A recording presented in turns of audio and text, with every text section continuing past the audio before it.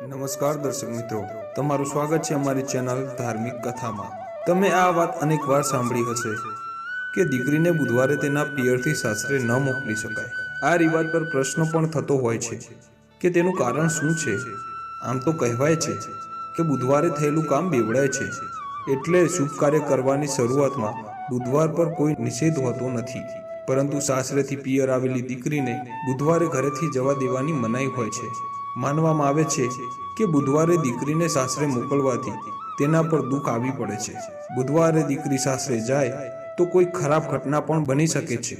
જો કોઈ બુધની દશા ખરાબ હોય ત્યારે આવું ક્યારેય ન કરવું જોઈએ। જ્યોતિષ શાસ્ત્ર અનુસાર ચંદ્ર યાત્રાનો કારક છે અને બુધ આવક કે લાભનો ગ્રહ છે।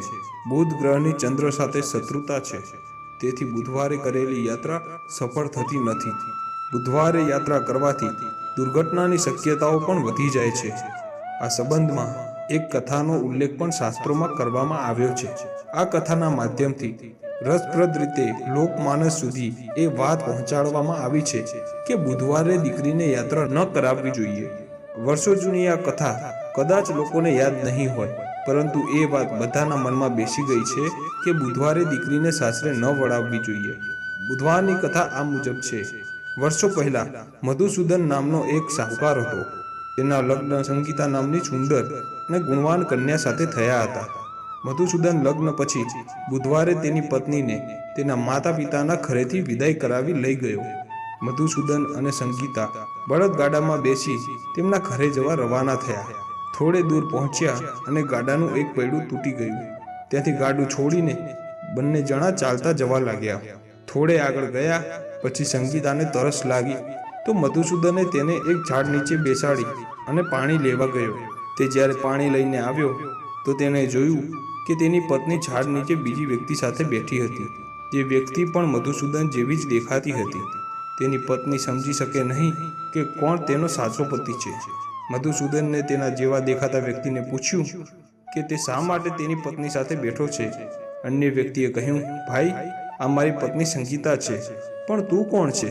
પાણી લેવા ગયો હતો તે મધુસૂદન આ સાંભળીને ગુસ્સામાં આવી ગયો અને તે નકલી મધુસૂદન સાથે ઝઘડવા લાગ્યો। આ ઝઘડો જોઈ સિપાઈ ત્યાં આવી ગયા અને બંનેને પકડીને રાજા પાસે લઈ ગયા। રાજા પણ નિર્ણય ન કરી શક્યા કે આ બંનેમાંથી સાચું કોણ છે। નિર્ણય ન આવતા બંનેને જેલમાં પૂરી દેવા માટે કહ્યું। રાજાના આ નિર્ણયથી સાચો મધુસૂદન ગભરાઈ ગયો અને આકાશવાણી થઈ કે મધુસૂદન, તે બુધવારે તારી પત્નીને વિદાય કરાવી અને યાત્રા કરી, એટલે બુધના પ્રકોપથી આ બધું થયું।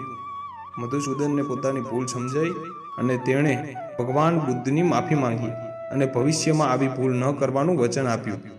ભગવાન બુદ્ધે પણ તેને માફ કર્યો અને નકલી મધુસૂદન ગાયબ થઈ ગયો।